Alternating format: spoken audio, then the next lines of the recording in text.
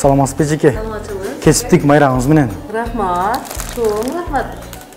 Ой, чоң гүлдөр. Келип турбу? Аябай жакшы. Эжеке, сиз мени таанып атасызбы? Кичине тааныгандай болуп турам. Мен Медер эжеке. Сиздин окуучуңуз.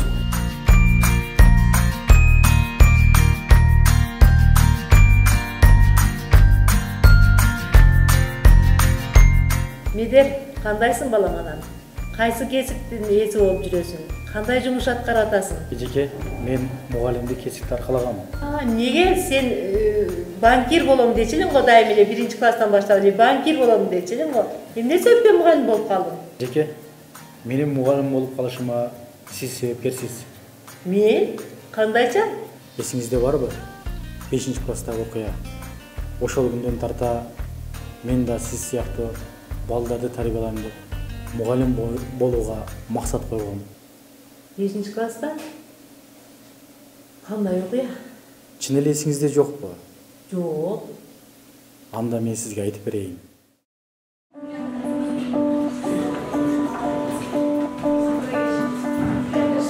Биз анда 5-класста окуйт элек. Бир күнү классташым Кайрат колунда кооз саатын алып класска кирип келди.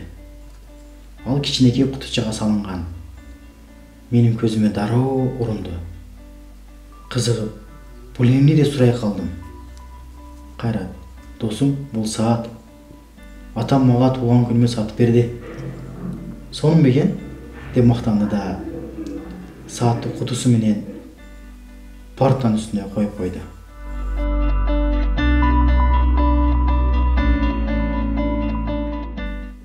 Мен ар дайым ушундай саатым болушун кыялдангам. Сабак башталып, ал бүткөнчө көзүм да, оюм да саатта болду. Коңгуроо кагылып, окуучулар баары сыртка чыгып кетишти. Алардын артынан мен да чыктым. 5 мүнөттөн соң сабакка кайттык. Класска кирсем, окуучулар ызы-чуу болуп жатыштыр. Кайрат ызаланып, саатын издеп жатыптыр. Медер, мен саатымды көрбөдүңбү? деп сурады. Жок, көргөн жокмун деп отуруп. Ордума отуруп, сабакка даярданып баштадым. Бир азда Кайрат сизге барып, иштин чоо жайын түшүндүрүп берди.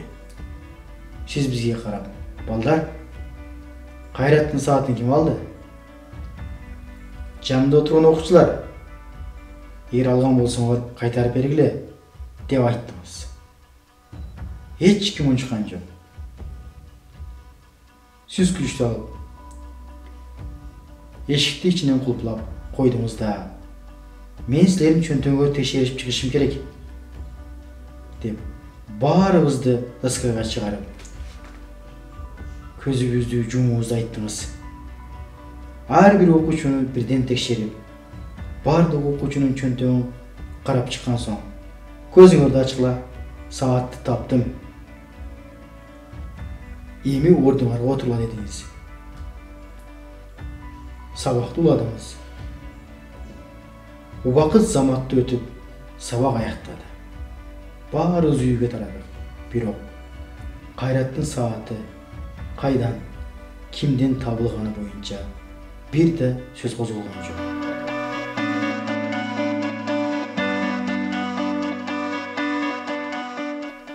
Ал саатты мен алган болчумун.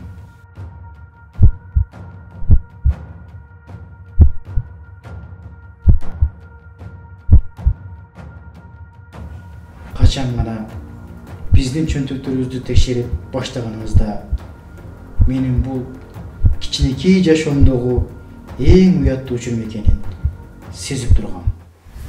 Ошол күнү сиз менин намысымды жана жан дүйнөмдү сактап калгансыз. Жада калса уру катары же жалганчы катары окуучуларга уят караган жоксуз. Мен урушуп жеке сүйлөшүүгө да барган жоксуз. Бирок убакыт өтүшү менен мен баарын түшүндүм. Сиз чыныгы мугалим катары жаш баланы сынып калбаш үчүн кылган аракетиңиз экен. Мына ошол окуя таасир берип мен мугалим болдум. Эжеке, сиз мени бүгүн таанадыңыз. Бирок эмне үчүн ошол окуяны эстей албадыңыз? Анткени балам, ошол күнү мен дагы көзүмдү жумуп алып издеген элем.